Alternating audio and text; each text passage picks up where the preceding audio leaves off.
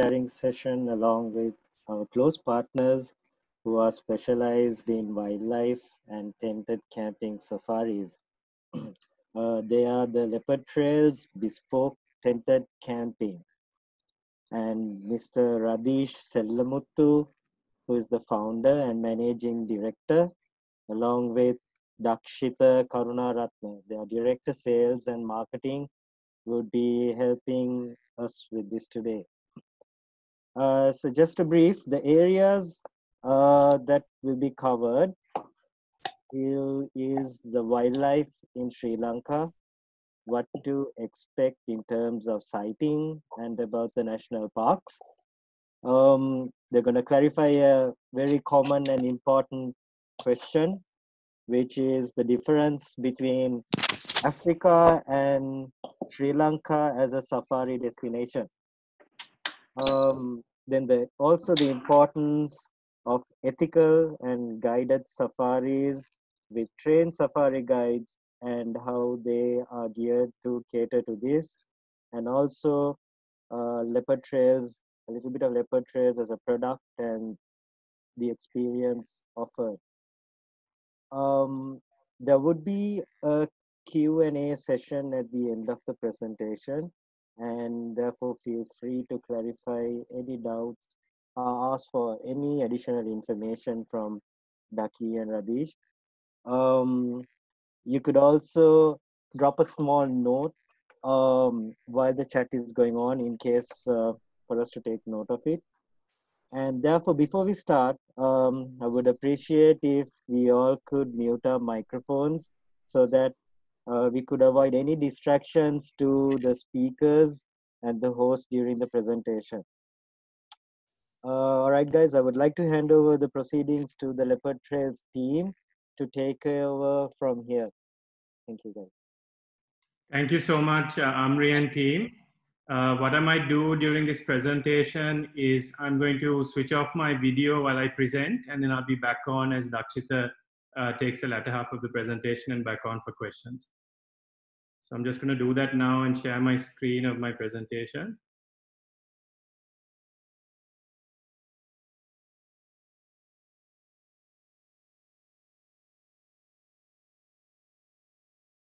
Amri, can you see me in full screen on the presentation?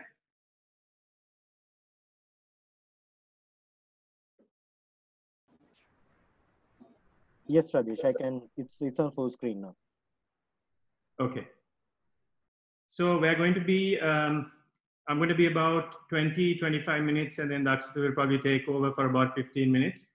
And we're going to talk about how safaris in Africa compare with safaris in Sri Lanka, some sightings that you might get or what you can expect in Sri Lanka, and how to market Sri Lanka as a safari destination.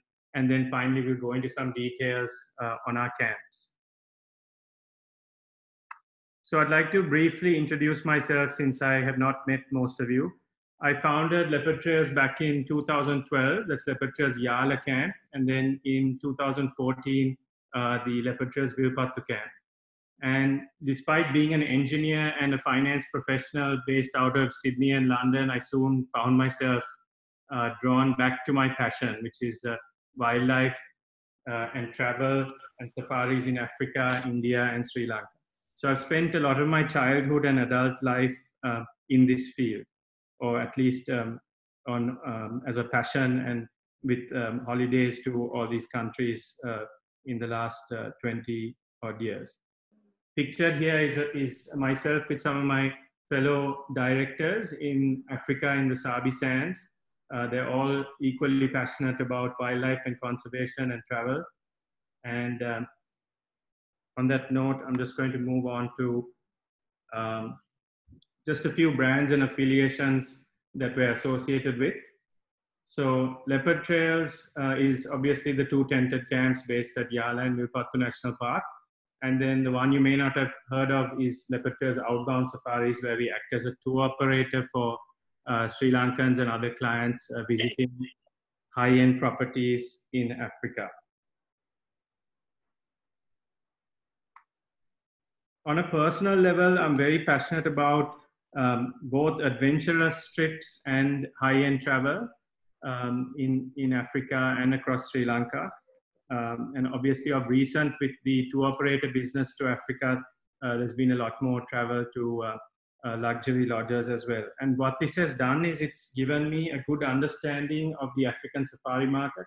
And I think that has really assisted in paving the way forward to our style of wildlife tourism in Sri Lanka, which I think was very much needed since wildlife tourism was at its infancy, I think, in Sri Lanka, and still has a way to go in terms of development. So how does the Sri Lankan safari experience compare with the African? Firstly, why is this question important? I think it's extremely important because of the need to set guest expectations right. You may have a guest that is completely reliant on a tour operator and does very little research and may have visited Africa, for example, and would come and expect a Sri Lankan safari to be very much similar, even in terms of sightings or quality of sightings. So it's a very important question to answer.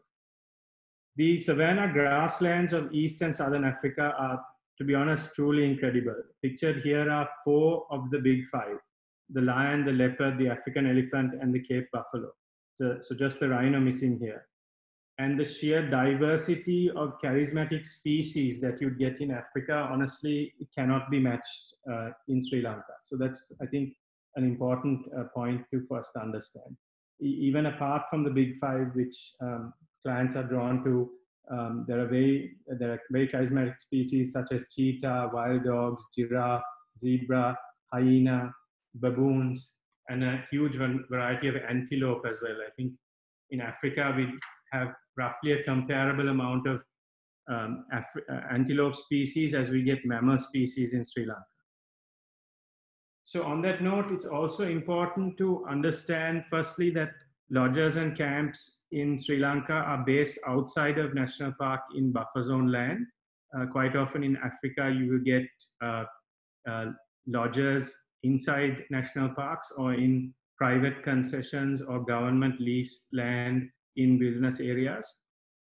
So as a result, in Sri Lanka, much like in India, we would conduct twice daily game drives into the national park in the morning and the evening, as opposed to being based inside. So this is an important factor to consider.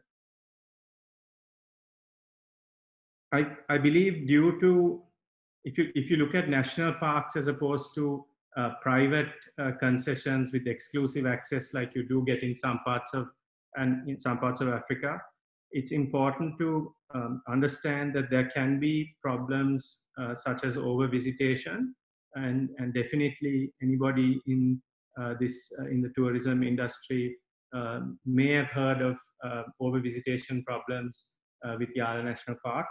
And therefore, I think it's really important to choose a property that has built up safari expertise over time, because they will adopt a tailored focus on safari guiding and hosting.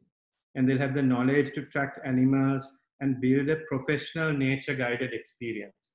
Often if you drive through Yala National Park, for example, you will see people being driven and not guided, perhaps by somebody in the community who can't communicate too well in English with the guests. And therefore we think being taken into the park by a professional safari guide greatly enhances this experience for the client. The other point probably worth mentioning is the size of the park. So Yala and Vilpattu, around the ballpark 1,000 square kilometers roughly, whereas clients who would have been to Africa before, anything from 15,000 square kilometers up for parks like Serengeti, Masai Mara, the Okavango Delta, Kruger National Park, going all the way up to 52,000, I believe, for the Central Kalahari Game Reserve. So a very different scale as well.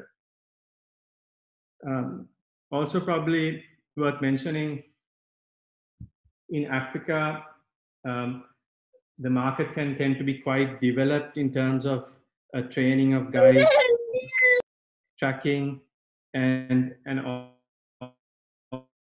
the ability to go off the road if you see sighting. So um, it's worth mentioning these points in terms of expectations, because it is not exactly a level playing field.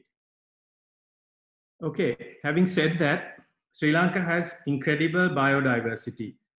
We have over 100 species of mammals. We have over 500 species of birds, of which 33 are endemic. We have over 200 species of reptiles, of which 125 are endemic. So we may not have the diversity of charismatic mammal species, but we certainly have incredible biodiversity for a small island. So one of the things I find when I am sitting with guests at camp and chatting to them is that many of them are well traveled into wilderness areas around the world. Many of the high-end, well-traveled guests that we have done safaris in Africa and other parts of the world. And I think what happens is when they develop a passion for the natural world and staying at these type of properties, they soon have a desire to go and tick more boxes. You know, they want to go and see the jaguars in the Pantanal, polar bears in the Arctic, orangutans in Borneo, tigers in India, maybe gorillas in Rwanda and Uganda, marsupials in Australia, for example. And in that context, I think there is a place for Sri Lanka within this circuit. You know, we may not have a keynote species that is not present in other parts of the world to market like that. I mean, fine, the leopard is perhaps a keynote species in Sri Lanka, but it's found in other parts of the world. But we do have the diversity. So some people have even called Sri Lanka the best safari destination outside of Africa.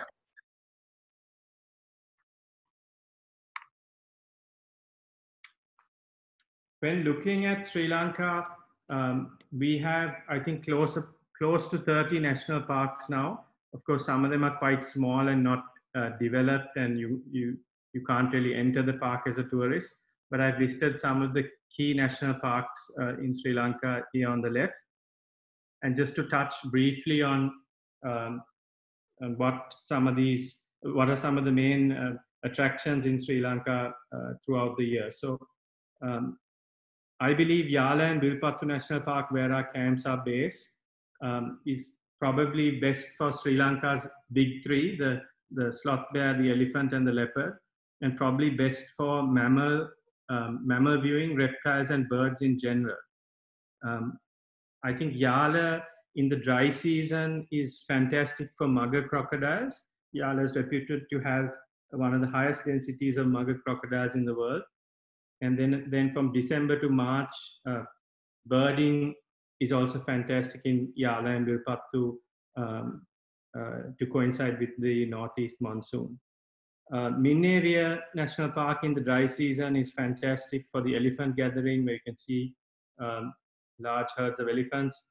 Singaraja for endemic birds.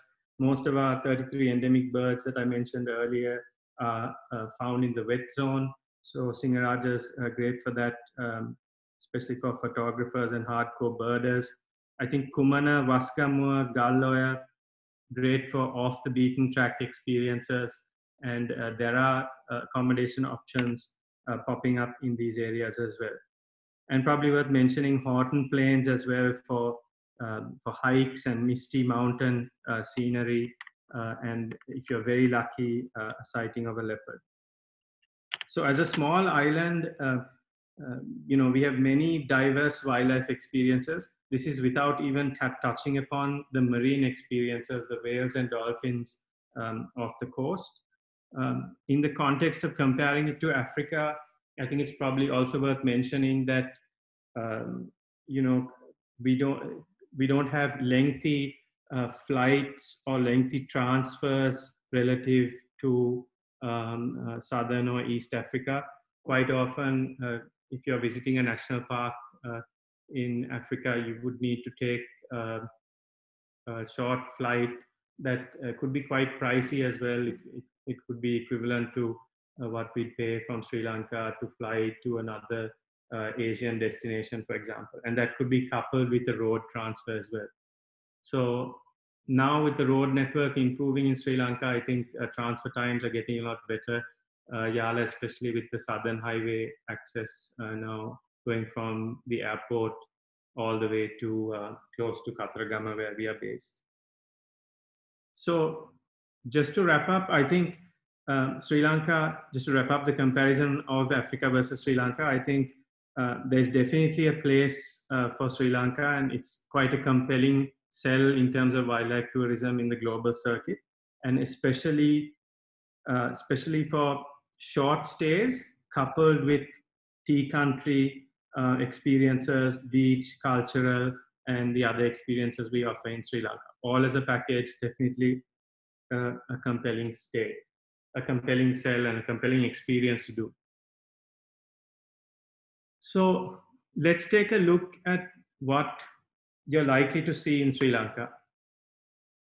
Pictured here, the Sri Lankan subspecies of leopard, the Asian elephant, and the sloth bear, what we call our big three.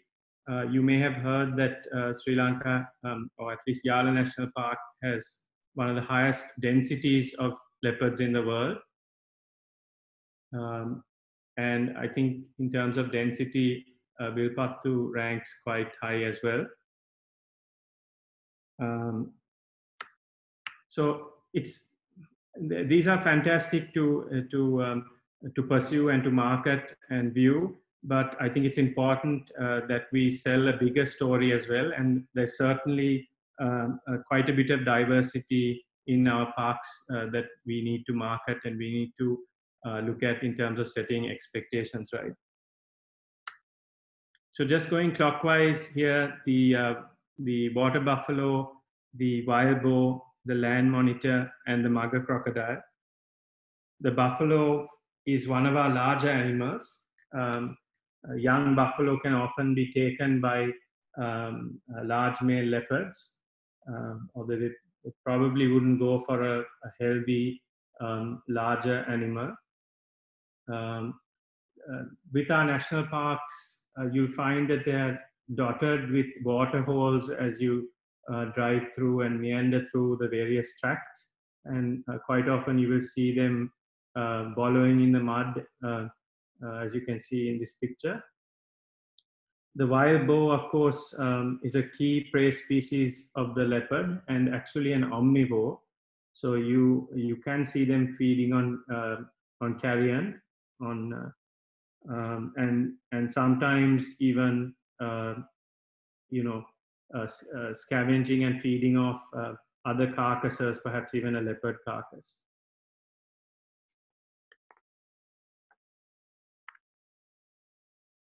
We have several species of monkeys in Sri Lanka. Pictured in the top left here is the grey langur and the macaque. Often you'll see these grey langur monkeys in the dry zone jungles like Yala and Vilpattu, sitting high on trees, feeding on leaves and operating with the spotted deer below that are feeding, where each species will alarm and alert to the presence of a predator. Several species of mongoose in Sri Lanka. Top right picture there. Bottom left, the black-naped hare. And then, of course, several species of deer as well. Pictured in the bottom right there is the barking deer, which is quite viewable in Vilpattu National Park. Then, of course, spotted deer on the top left. On the top right, the samba deer, our largest species of deer in Sri Lanka. We also do have jackals, the skilled hunters and scavengers at the same time, and then animals, smaller mammals, such as the slender loris. Picture two different types of slender loris, the gray slender loris and the red slender loris on the bottom right there. I mentioned earlier endemic birds and how we have approximately 33 species of endemic birds and how they're mostly viewable in the wet zone. But in the dry zone where our camps are based, you can view about 6 different species of endemics. Pictured here is the Sri Lanka wood pigeon, the brown-capped babbler, the grey hornbill, the crimson-fronted barbet, the jungle fowl, which is our national bird actually, and the black-capped bulbul.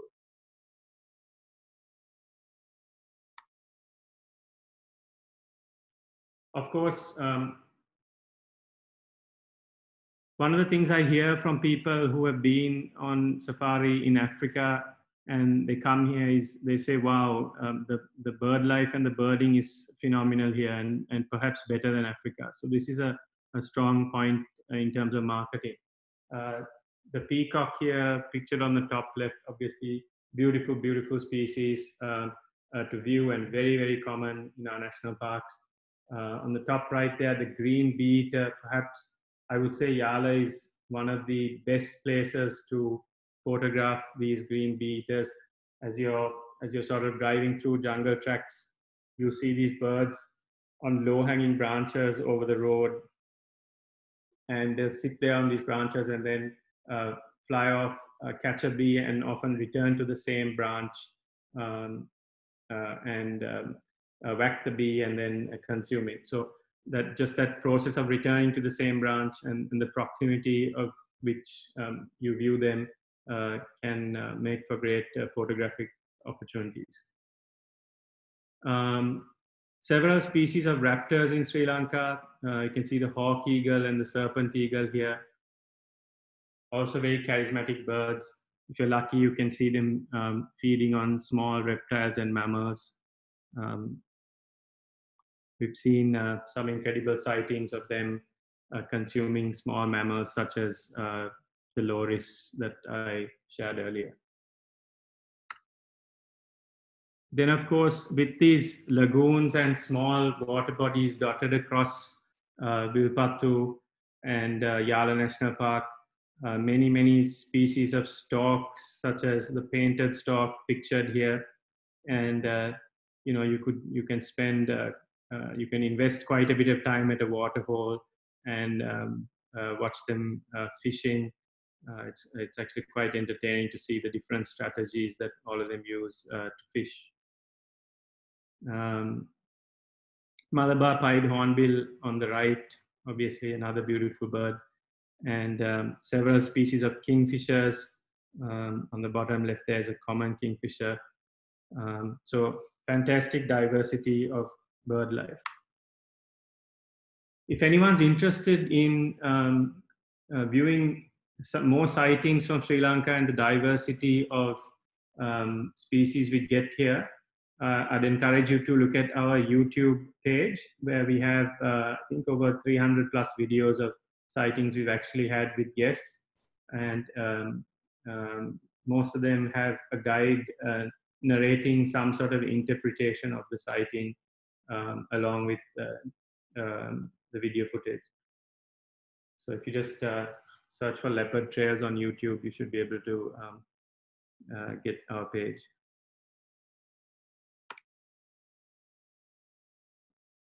Finally, worth mentioning with the comparison of safaris in Sri Lanka versus Africa, this concept of heritage guiding, which we incorporate very much so with our guides and our experience. So Sri Lanka has a rich history and culture and archaeological ruins that are not just in the cultural triangle, but intertwined with our wild areas. On the top there is the Situlpawa temple and monastery, built in 2nd century BC. And this is an experience that we promote. And this is, deep inside Yala Block 1, and you can visit. There's a fantastic sort of climb just next to this stupa that you can do. in a very like in a great wilderness area where you can see definite signs of elephants and sloth bear. I've actually walked into an elephant during that climb not too long ago. On the bottom left is Kueni's palace in Vilpattu. Deep inside Vilpattu, it was believed that King Vijaya from India met Princess Kueni of Sri Lanka here in 543 BC. And then, of course, these ancient tanks or reservoirs that we get in Sri Lanka, which you would think were man-made and man-made recently, but in actual fact, they were built thousands of years ago by the ancient kings of Sri Lanka and restored, of course, restored and maintained more recently. But that has a great story as well. Sri Lanka is known to have had the most advanced irrigation systems in the world going back thousands of years ago. And it's sort of this cascading system of reservoirs built to retain water, to retain the rainwater that falls during the monsoon, and therefore help with paddy, with rice cultivation throughout the year. And ironically, it is this that somewhat sustains wildlife populations throughout the country. This water sustains it even outside of protected areas.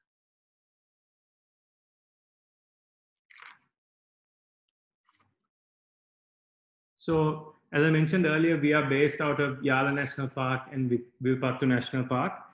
Won't go into too much detail about the parks, but I'll just quickly cover that Yala, we traverse in Yala Block 1, 5, 3, and 4. Block 1 is the one which is visited most frequently and where there are the most amount of accommodation options.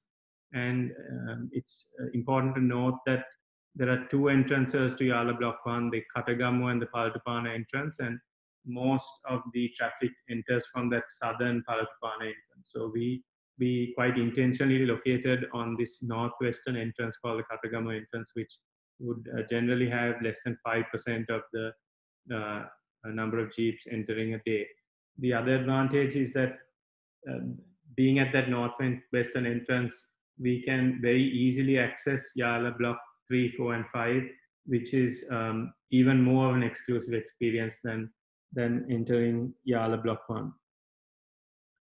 In terms of access, worth mentioning, if all of you are not aware, that the southern highway in Sri Lanka is now extended, and now it goes all the way from the main airport at Katunayaka almost all the way to towards Yala National Park. So access times are greatly reduced for a stay before our camp or just after our camp. For example, it would be a comfortable 2-hour drive from Galle, and even less from Veligama, and even less from Tangol, for example.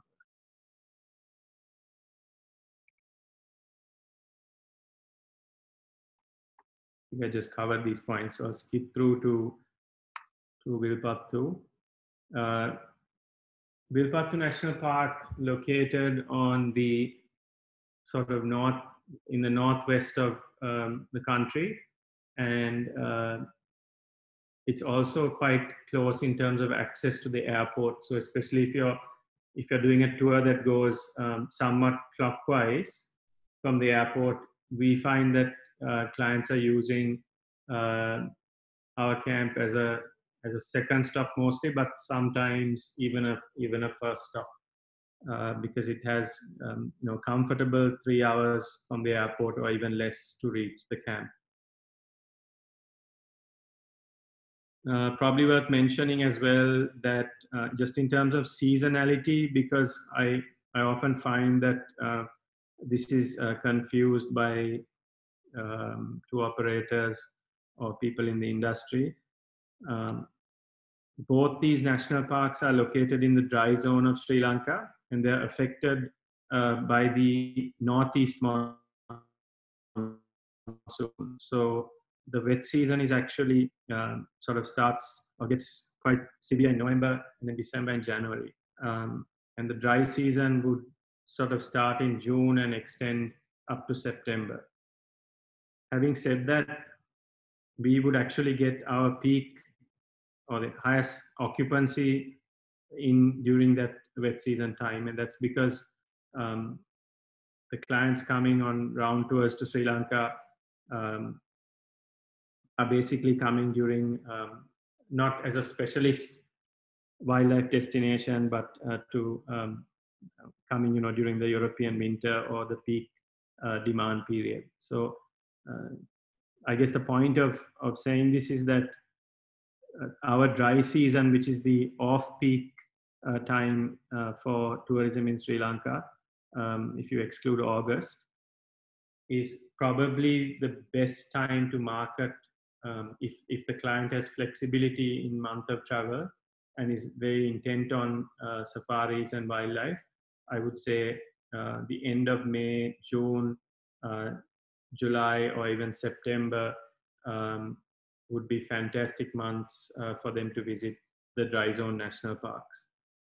Because in any sort of safari destination, I would say that the game viewing is marginally better in the dry season, as there's few remaining water sources and the animal movements can be quite predictable as they gravitate towards water, generally towards the evenings.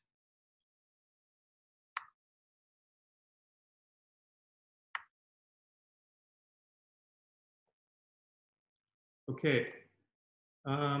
Having stated that earlier sort of challenge that we face with high numbers of visitors in the peak season, I'd like to just mention and stress the importance of professional game rangers.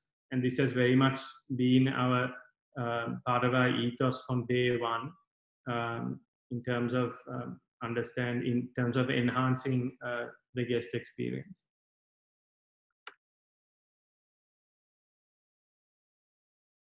I won't spend too much time on this, but just wanted to introduce a few of our guiding team.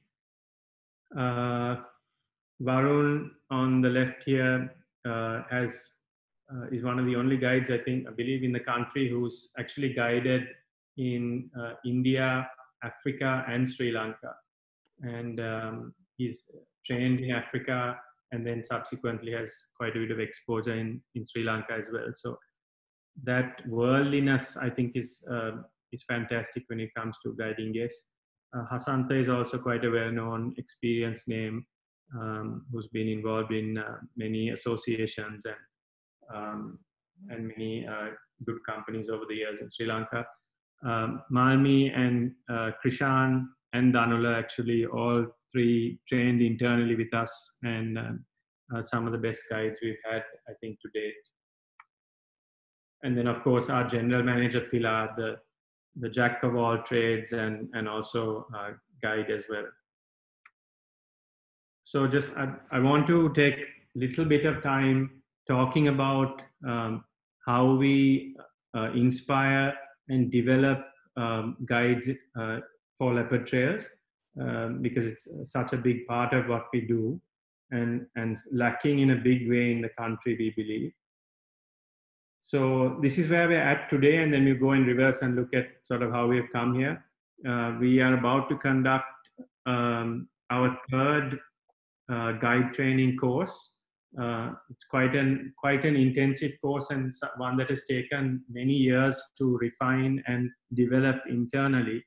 So not only do we cover scientific knowledge and on mammals and birds and in Sri Lanka, and not just taxonomy, geology, ecology, animal behavior, but also we say that being a good guide is 50% about your knowledge and 50% how to deal with humans. So you have to love humans as much as you love wildlife. And so we do focus a lot on hosting and conversation skills, worldliness, everything that goes on at the lodge and the management, everything from body language to how to guide elderly guests or children. And I think that's what makes a fantastic guide. So this course, I've been very, very passionate about this and played a very large role in developing this course over many years now since we started. We have everything from classroom sessions that basically cover scientific knowledge to we have developed now multiple choice questions on anything from IDing animals to all sorts of other behavior that you'd see. For example, 100 questions in an MCQ where you see a picture of an animal and being able to interpret it, for example. Handbooks for how, operational procedures for safari guides, the way to deal with various types of sightings in the park. Just on the top right and on the right there is an example of, we have 500 odd hours of video learning that the guide can go through. On the top right there is how, an 8-minute video on guiding elderly guests, for example. And then another one that's 8 minutes long. Another one that's 8 minutes long on simply the moon. So that's part of an astronomy module, because when you're sitting with guests around the campfire having a drink, astronomy is a lovely thing to talk about as you gaze up at the stars and enjoy the campfire and the scenery and the moment.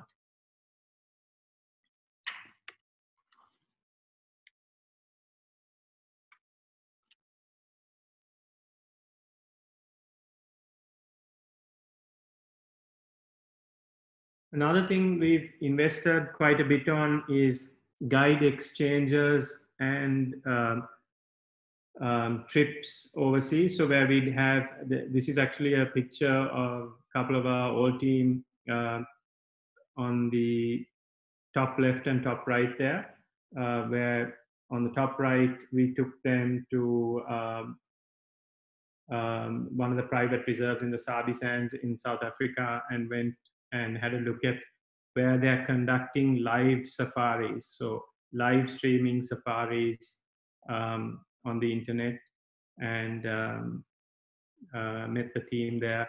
And then on the top left there, one of the guides from Londolozi Game Reserve in South Africa who came and visited us a couple of years back. So the point here is that we think that it's important that we inspire people to get into this industry in Sri Lanka.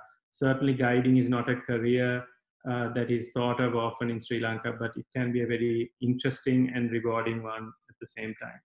And bottom right there is one of our ex-guides, Avija, who was sent on a guide exchange to Londolozi in South Africa. We also invest on trainers, actually, to come, South African trainers, to come and train our staff, and they would lead the training along with a senior guide. So you can see on the bottom left there, a trainer who came also from South Africa with Varun, who I spoke of earlier.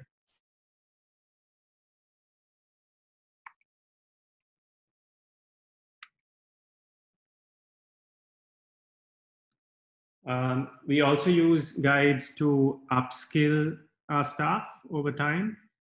This is a picture of one of those guides in the previous slide that was conducting the live safaris in South Africa. Funnily, we're actually discussing with this company now to see if we can send a stream from Sri Lanka to feed into the Africa stream, because what they do is they'll have a few jeeps out going out in a day, and they'll cut into interesting sightings. So this lady here actually came down and this presenter, one of the presenters, came down and spent some time guiding at Leopard Trails and also upskilling our guides. And so I hope now, as we're talking to the owner of this business, that one day we'll be able to live stream from our parks and obviously promote Sri Lanka and Sri Lanka's wildlife tourism product further.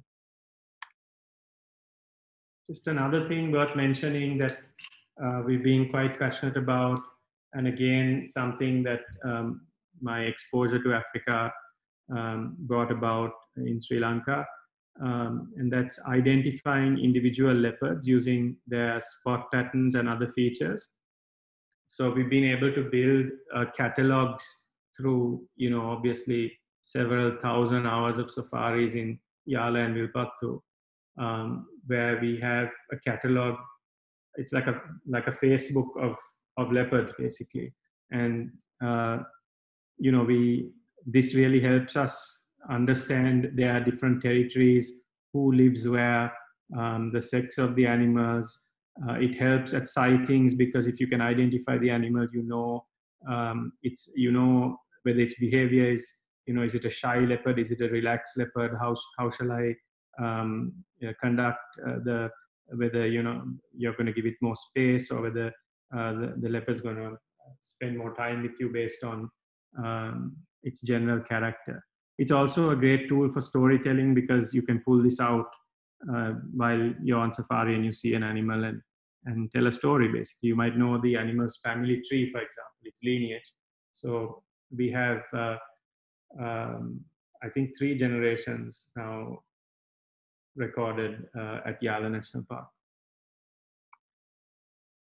On that note, just before I hand over to Dakshita, just want to comment briefly on our fleet of game viewers and just briefly on something on sustainability.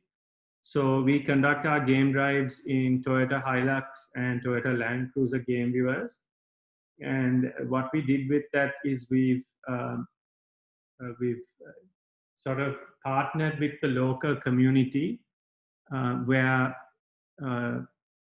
we specify what a certain local community member should buy, and then I will have that come to Colombo and personally be involved in modifying it for safaris. So anything from seating to the space in the back to how you would modify it for the in terms of heights for the different national parks, and for photography, for camera rest points, for navigating the monsoon in terms of tires and winchers and snorkels and an all-round focus basically. And then we would pay for that, and then we deduct that from the charges where we hire the game viewer from them.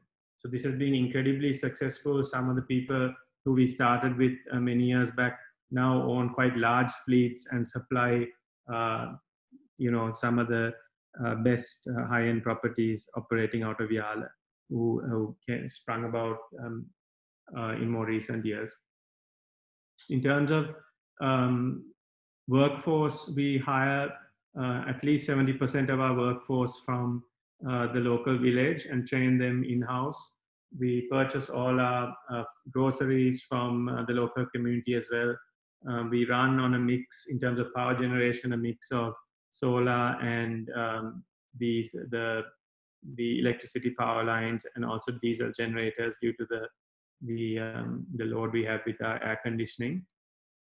But I think in due time, with solar technology improving, we probably will be able to go into full renewable energy soon. And of course, just obvious things like no plastics policy, no bottled water is plastic. Everything would come in glass bottles in your room. We also encourage guests, if they're okay with that, to reuse towels to reduce water usage and things like that. Okay, on that note, I'm just going to hand over to my colleague Dakshita, and he's going to spend a little bit of time telling you about the camps. So Dakshita, I'm just going to stop sharing and allow you to share now. Thank you, Radesh. Okay, let me share my screen.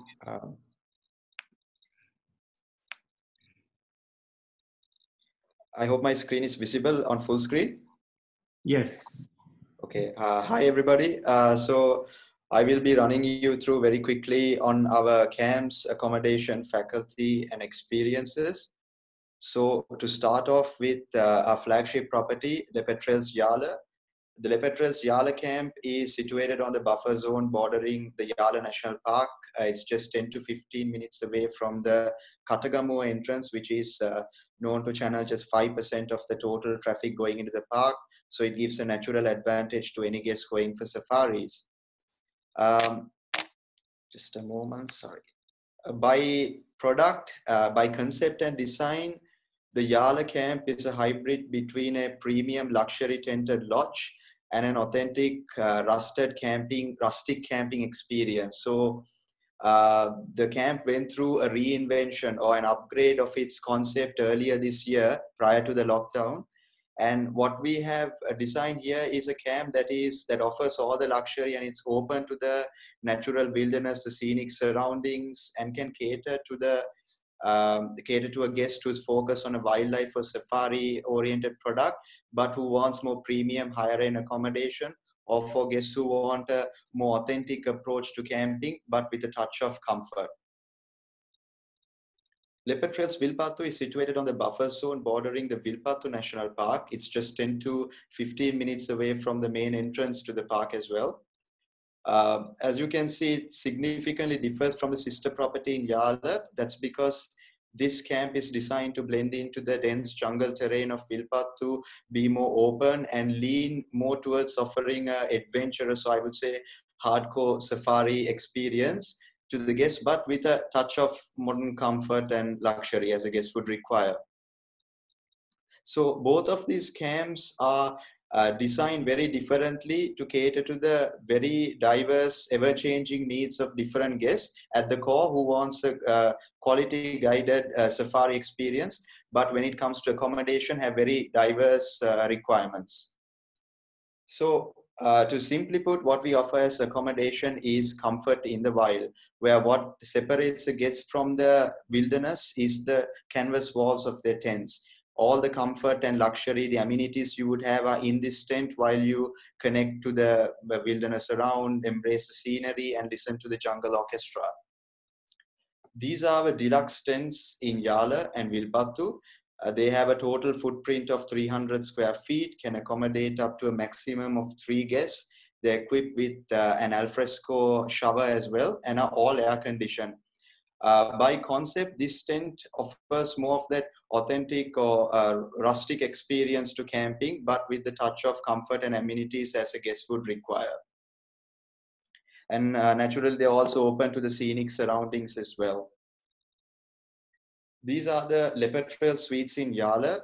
This is a very large tent that focuses on the more premium, higher end requirements or aspects of camping. It has a footprint of 1,000 square feet, so it's among the largest or the largest tents when it comes to a camping property in Sri Lanka. It's situated in its own enclosure, so it offers 100% privacy and exclusivity. As you can see here, there's a service entrance as well for the serving and housekeeping staff to come in, a private lounge, private dining, a private campfire, your own private bar setup, and even we'll have private pools here as well.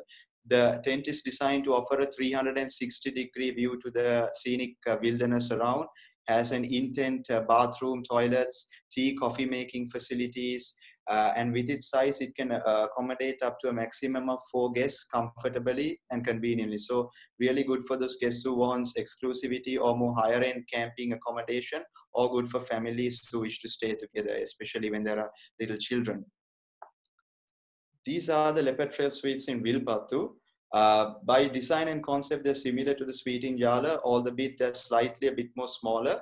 But in terms of amenities, they're quite similar. They have an in-tent bathroom, tea, coffee making facilities, mini fridge, mini bar, very spacious, has its own private veranda, open to the natural surroundings. Again, because of its size, it can accommodate up to a maximum of 4 guests together. And simply, it's a hotel suite in the middle of the jungle. So this is the, I'm just moving on to our experiences now. All of your guests on arrival are welcomed and hosted in our lounge, either in Yala or Vilpattu. What you're seeing here is the Explorers Lounge in Yala.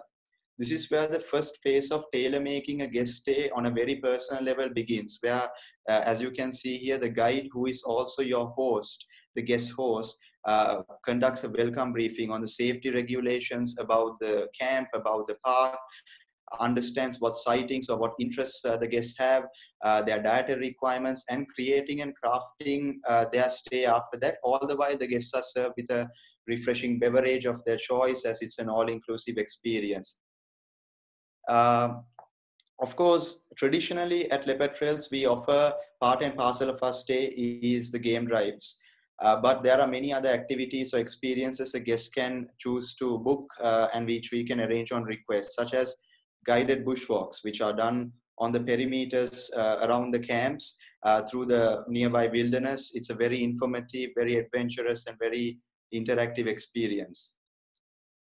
The lake cruise is an exclusive activity for the Yala camp, as it's a lakefront property and a very scenic one at that. It's very popular among birders because of the incredible amount of sightings that you get as you cross through the lake. Of course, not to mention absolutely scenic. We embrace and we celebrate cuisine, and with that we focus a lot on Sri Lankan cuisine and try to share this passion and understanding with our guests. So we have interactive culinary demonstrations which a guest can participate, and also a very unique experience is the buffalo curd making, which is done on a traditional wood fire stove or a daralipa as it's locally known. This is done with the local villagers, so it's very authentic in its approach.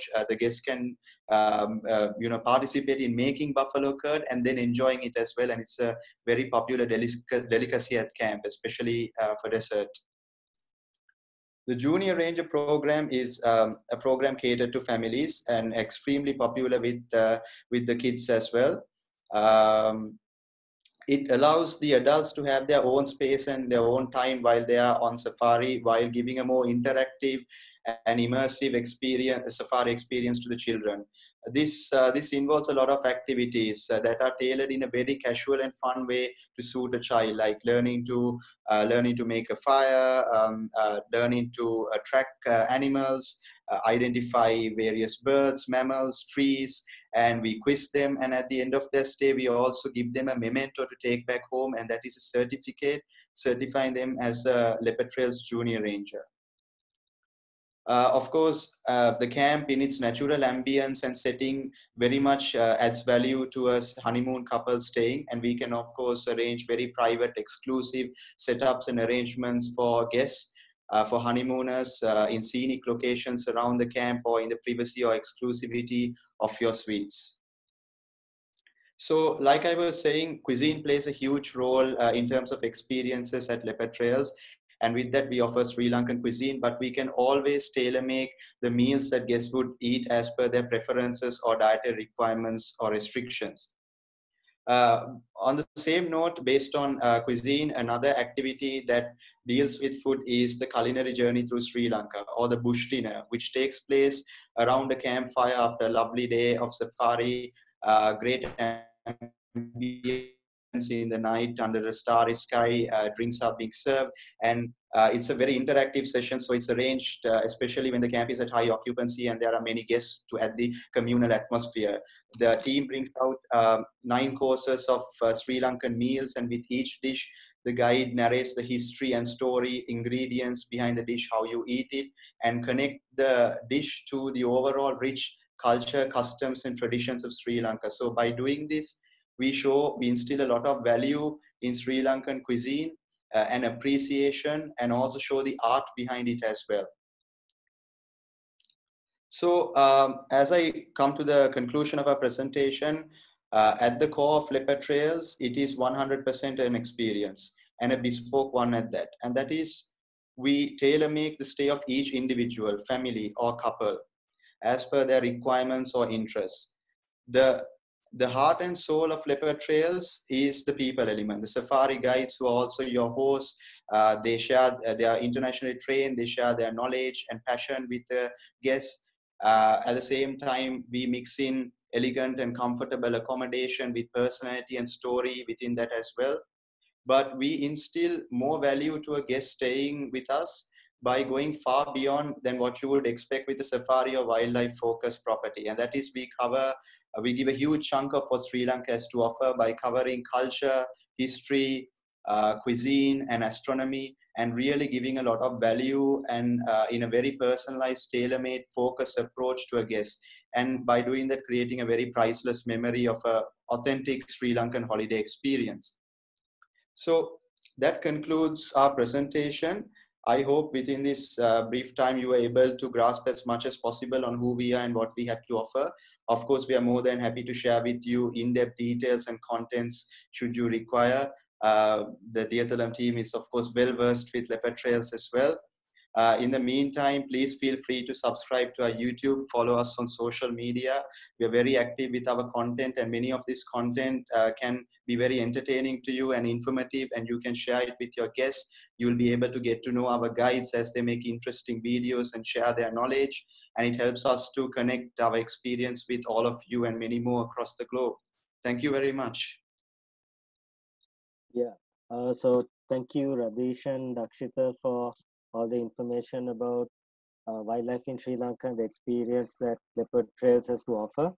We have about 10 minutes for a quick question and answer session. If there's anything anyone wants to clarify, or if you need to get any additional information, please feel free to ask.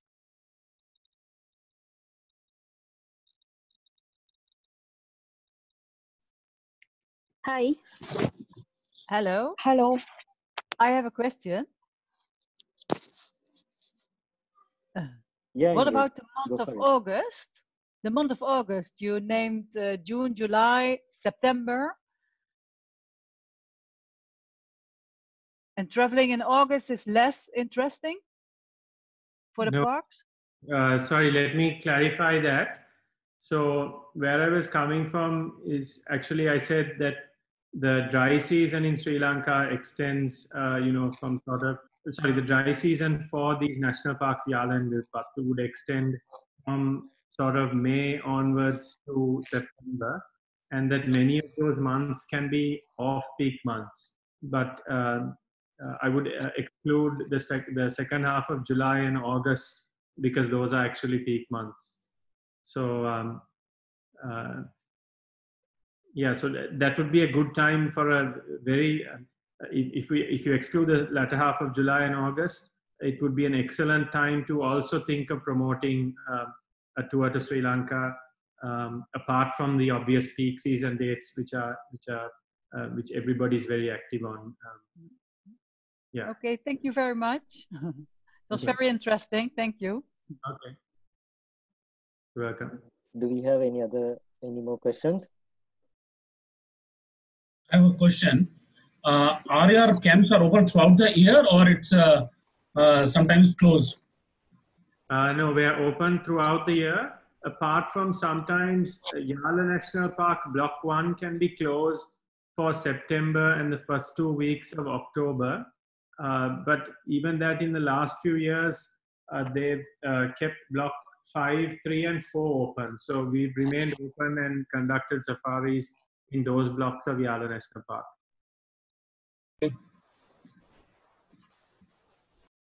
We have time for one more question, if there is any.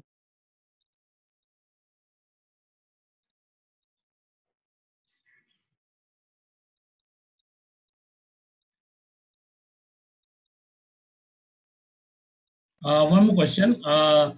The cost of the camp or the stay, does it include this also, or the prices for safaris are different and the camp price is different? Sorry, say again? I just want to know, do you offer the package for the entire safari and the stay, or do you offer separate prices for the camp stay and the safaris are separate? No, we operate on all-inclusive basis. So it includes all meals, all safaris? That's right, yeah. And what is the minimum night to stay at your property? Is it one night is fine, or you promote the longer duration? We don't have a minimum stay, so one night is fine, but we highly encourage at least 2, because it's so often the one night bookings we get from any source, they come and they're like, oh, why didn't our tour operator say that we need to stay 2 nights? And we're like, Okay, okay, Anshul. Thank you, sir. Thank you. Yeah. Hello, hello, hello. Hi, yes. Yeah, hi. Just wanted to check with you, like we are normally promoting holiday vouchers, so which has normal validity of about a year.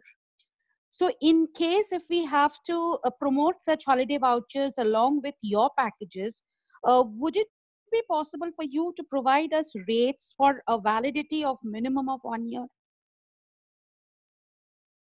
Yeah, of course. I believe we anyway deal in terms of rates with Diethelm Travels, and we can definitely liaise with them and discuss on the suitable way forward, for sure. Okay, thank you. So I will be mailing you across my query so that we can take it ahead from there. Sure. Thank you. Welcome. Any more before we wrap up, because we are almost we are right on time. So I would like to take this opportunity to thank Dakshita and Radish again. Thank you so much for your time and all the information shared with all of us. It was really helpful. And I would also like to thank all the participants for taking the time to make it for this webinar session, and hope you would join the next one we would be doing too. Thank you so much, Amri and team, and thank you all for tuning in today. Thank you. No problem. Thank you. Thank you very much. Okay. Good afternoon. Bye. Thank you.